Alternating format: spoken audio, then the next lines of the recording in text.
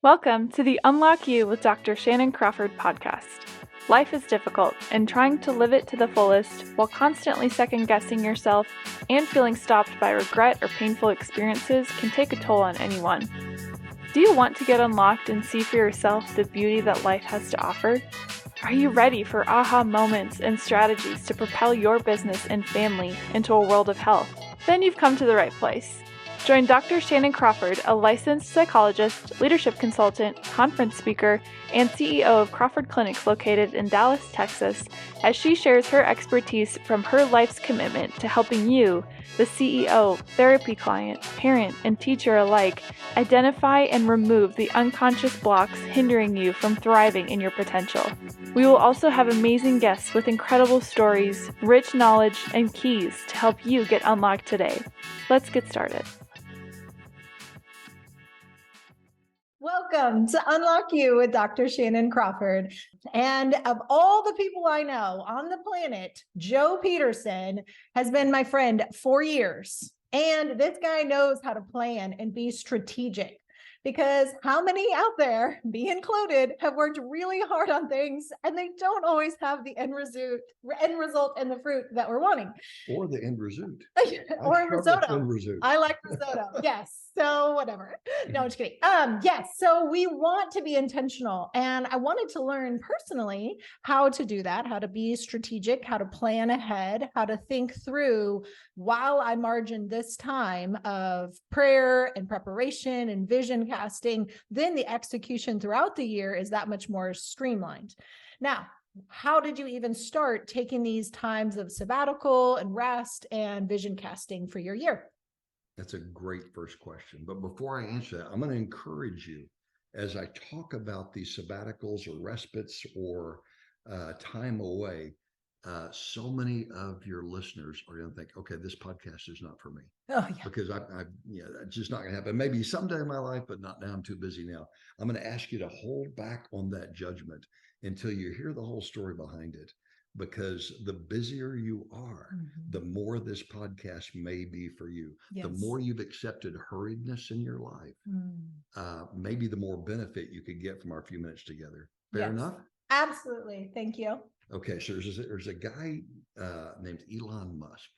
He's a rather well-known business celebrity, Tesla, SpaceX, et cetera. And just this week, there's been a story about him repeated several times over several news cycles. So it's getting a lot of traction about his purchase of Twitter and the intensity he's expecting from his employees that stay around. Yeah. In fact, the news cycle this morning picked up a story about him adding beds in some of the offices in San Francisco. Oh my gosh. And it was a very critical article. And when they got a quote from him, he's saying, what's wrong with me providing amenity for some of my employees who want to lay their heads down? That's not why he was purchasing the beds. Elon is well known for two big sayings. Number one, he gets up at 4:30 a.m. every day. That's not me. Angry. Oh, that's sad. Because someone else got up before him. Oh. That's how aggressive he wants to be in the way he approaches his business. His second moniker is no one has changed the world working only 60 hours a week.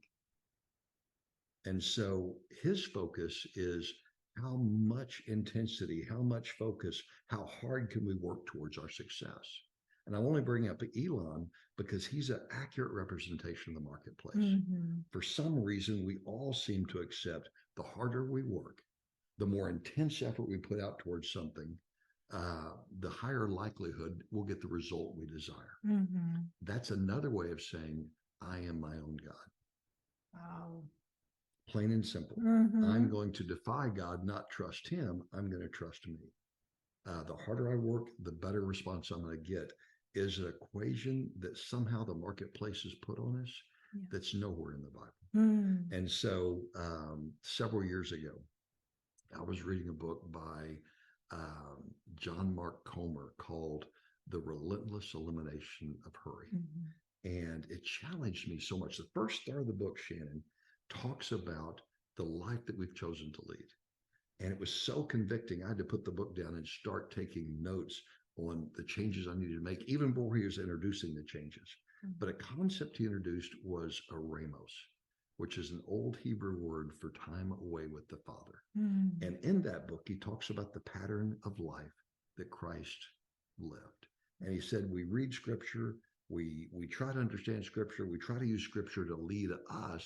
But he said, Christ gave us so many examples simply through the way he led his life. And so I was really challenged with that. Most of my life has been focused on a value proposition based on my to-do list. The more I can get done in a day, the better I would feel about myself. Yeah. And I didn't say anything about who I was. It was all about what I do. Yeah. And again, that's where the marketplace is. The marketplace encourages to focus on a to-do list. I'm not certain I know anyone who gets up and writes a to-be list. And that's where Christ starts us. It's not about what you do, it's about who you are. And who I am is a man who wants to constantly and authentically surrender my will to his. And so that is living a different pace of life. So I got this concept of aramos. Am I talking too much? I love it. You're helping I got us. this concept of aramos, which again is time away with the Father. And I made a commitment then. In fact, I even opened up my calendar and blocked out time each month to be away. And my first thought was I could do that here at the house. There are times that it's quiet enough. I can have an extended time of quiet time and reading and journaling or whatever, but that is quiet time. That's not time away with the Father. When I do that at home, I'm distracted. I need to take care of this. I need to go vacuum that.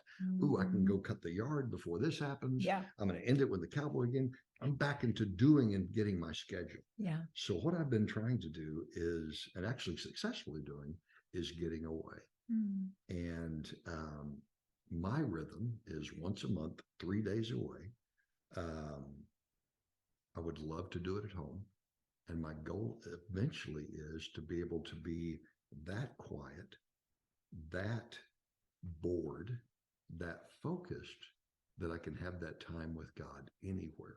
But right now in my infant state, I need to be physically away from everything to truly know I'm in his presence and the depth of that presence I'm seeking. Does that make sense? Absolutely. So I can hear objections, right? That's nice. Joe Petersen, who has nothing going on. That's a joke, everyone.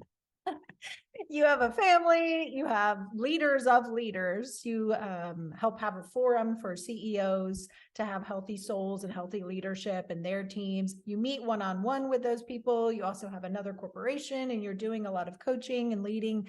And again, you still exercise and take care of yourself. And everybody who has objections out there, it's real life. How are you doing that? And how are you having the cost benefit analysis of saying, this is really worth it to my life to make the choice to get away? Absolutely. Man, that's such a great question. We all have different obligations and draws on our time. But we also all have people that depend on us at all sorts of levels. And how can we successfully feed them if we're not first feeding ourselves? Yeah. And so what I've learned, I got so many people around me that say, I heard Christ say that, or God talked to me today. And, they're talking as if James Earl Jones' voice, echoes down. Yeah. And maybe that's the case, but my experience has been Christ speaks to me in whispers. And I wish he had a megaphone. I'm just giving a little beat. Yeah, I want him to hit me across the head a few times with a 2x4 rather than tap me on the shoulder. But I want to feel those taps. Yeah. And I want to hear those whispers. And that takes intentionality and discipline. And so time away to be alone is critical. I've got some general rules I follow. Would that be helpful? Yeah, absolutely. At first, I thought this is going to be so much fun. I love little boutique places. I'm going to try out so many different spots. What I quickly learned is, yes, there's some wonderful places. It's fun trying out different locations for this. But then the location became important, and the adventure of discovering a new place became important. I'm not there for an adventure. I'm truly seeking boredom. So I don't take 8 books. I'm going to try to catch up on this. I don't take electronics. I don't check in with anybody. I'm truly trying to be quiet for an extended period of time. I don't go away to restaurants. I sometimes will take food, sometimes no food, because fasting is very important and helpful also. But the goal is to get out of my car, have the things I need, and not get back into the car until I'm returning back to the hurriedness of normal life. But during that time away, to read, to journal, to pray, to rest. Naps are allowed. Yes, absolutely. They're unpreventable because of the pace we lead otherwise. But I used to think, I've had some difficulties in my life, as everyone has. And I used to think experience equals wisdom. It's such a great equation. It seems so simple. I got wisdom from that experience. But through this process, I realized one day, Shannan, that that's not the equation. Experience doesn't equal wisdom.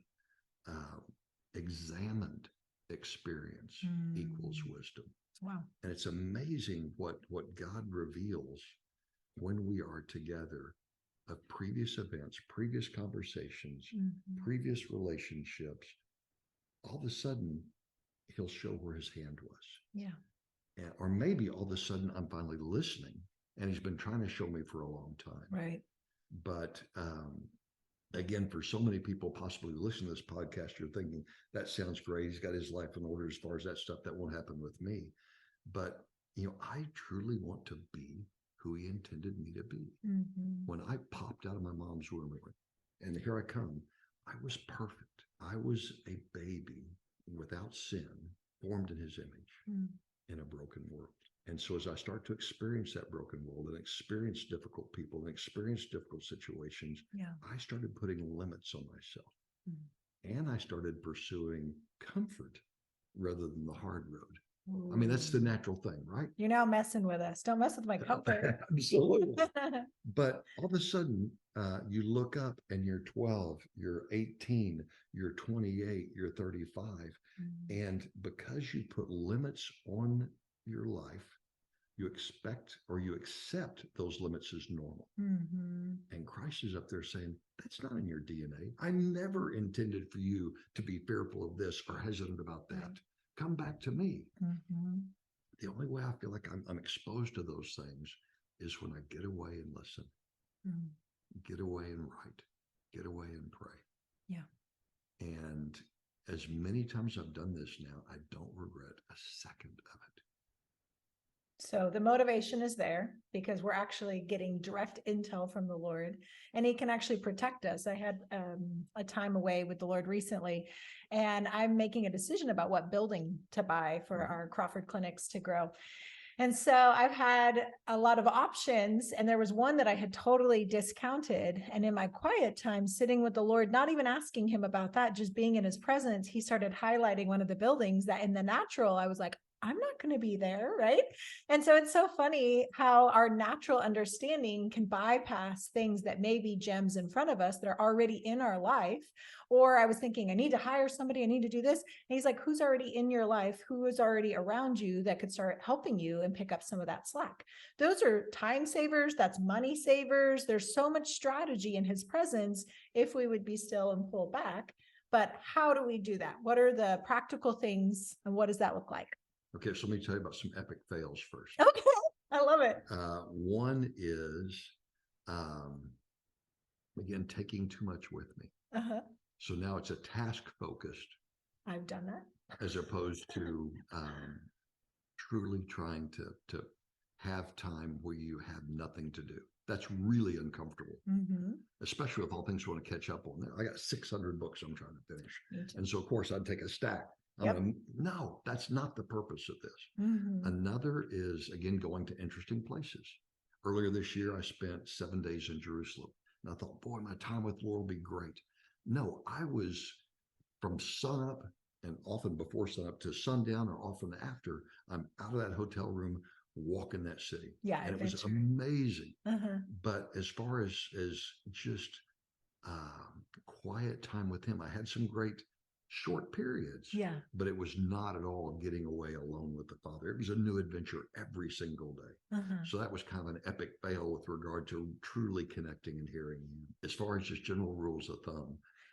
Let me add maybe Yeah, expectations. Maybe we can place a lot of our expectations and then feel like God let us down or we didn't do it right. And we get in this whole shame performance thing instead of, hey, if you spend days resting and being quiet and napping, that's okay. That's winning. So not having a bunch of unrealistic expectations of how it should be, but clearing the clutter so that you're still and you're quiet and you can be in His presence. Then He's pouring in whether your conscious mind is aware of it or not. Well, let's go further on expectations. Okay. I'm going to go away for 3 days because I'm trying to make a big decision. Exactly. My expectation is, Lord, I'm going to ask you a question, and Lord, I'm expecting an answer. That's my will be done, not His will be done. Yeah.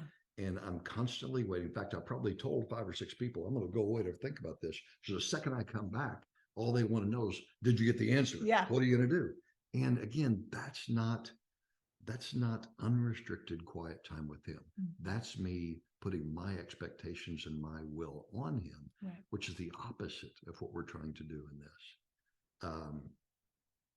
My organization, C12 Business Forums, our goal for the CEOs we serve is for them to work much fewer hours each day and get much more done by following the pattern of life and the stewardship patterns that Christ has taught us. Everything in our body, everything in the marketplace, everything in our desire to be good stewards tells us to work harder. I got to be the first guy there each day to turn the lights. I got to be the last guy to leave because I want to have a good example. What the example I'm showing them is it's all about me. Right. And the harder I work, the more I'll accomplish, as opposed to the example I'm showing. I'm home with my family for dinner each night. I leave my mobile phone at the office, etc.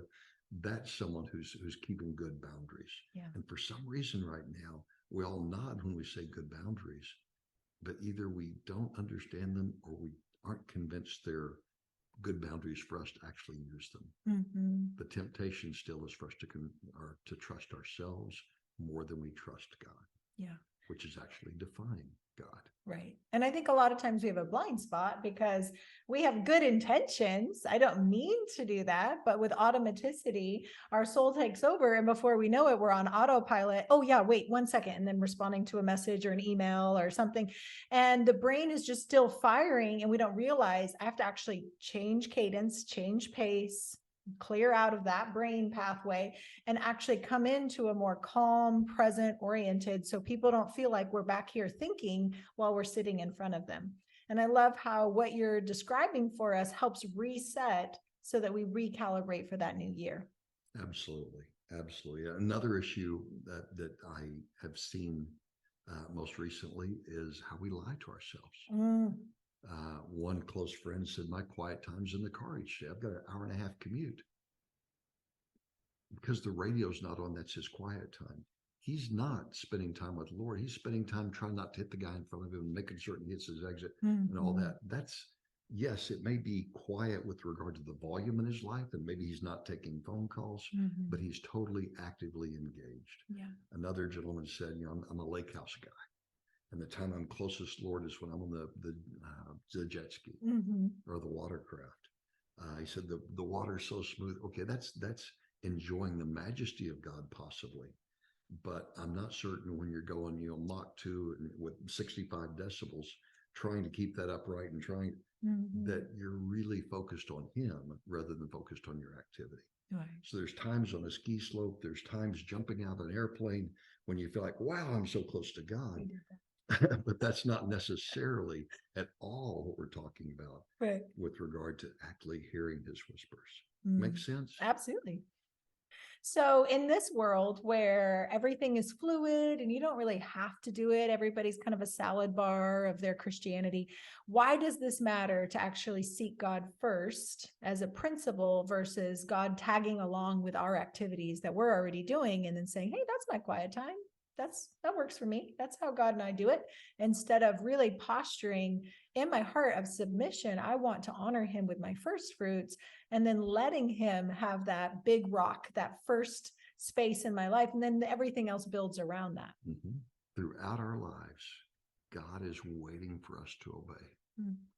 But because of the control we demand to have in our lives, we want to first understand. Now, in almost every other aspect of our lives, I want to understand the fence bid before I give the guy $5,000 to build a fence in my yard. I want to understand everything about it. That's the cycle of life. But with God, we're to obey first. Obedience comes first. Understanding may come later. It may come when we're with Him. But obeying should never be a question. Obeying first, understanding second. And if we don't get away and have that quiet time, if we don't truly stop with intentionality, it's a life without listening prayer. And a life without listening prayer is a life with a waiter God. Lord, give me this. Lord, protect me from that. Lord, heal me here. Amen. And I'm going to go have dinner now. I never stopped to listen. Yeah. I've never been in a conversation with Him. And again, the marketplace is great with that. And the pace that society has us on now says, you go, boy, you did your prayers. Check that one off. That was on your to-do list. Yeah. That's not what He intended. Yeah. And so I'm just determined to get this right. And I hope that you are as well. I hope you feel inspired, and it may look unique to you, but I do hope that as you seek first His kingdom and His righteousness, that you'll find by putting the big rocks first of your relationship with the Lord, then everything else gets filled in. And as a friend who has watched Joe Petersen do family and career and volunteerism like nobody's business, I've seen the fruit of his life. So it's not just saying these are ethereal goals out there, but this is real life. Profitability does come. Your family will be blessed by just margining out. And it doesn't have to be a 3 days at the beginning. It could just be little sections of time that you build up to that. And you'll find that you'll start to crave it, because even as an extrovert that loves peopling, I now crave silence and solitude to be with the Lord. And then I get vision and intel that makes life so much more streamlined. So we love you guys. And I hope you enjoy this new year and time to have vision and intimacy and connection to prepare for what's ahead. Thank you for investing in yourself, your family, and your team. We are honored to serve you and your vision.